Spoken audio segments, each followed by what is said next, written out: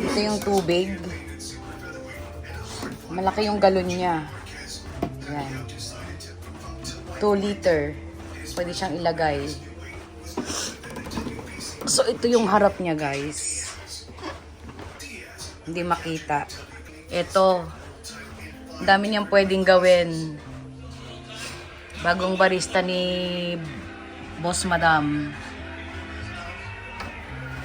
Ito.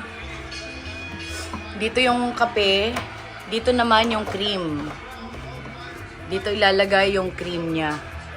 Yung milk cream. Tapos, ito yung kape dito.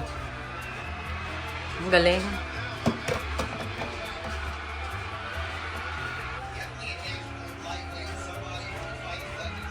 Ang ganda.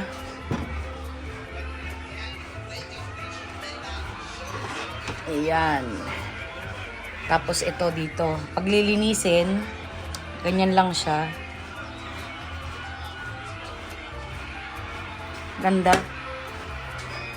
So, ayan ang bagong barista ni Boss Madam.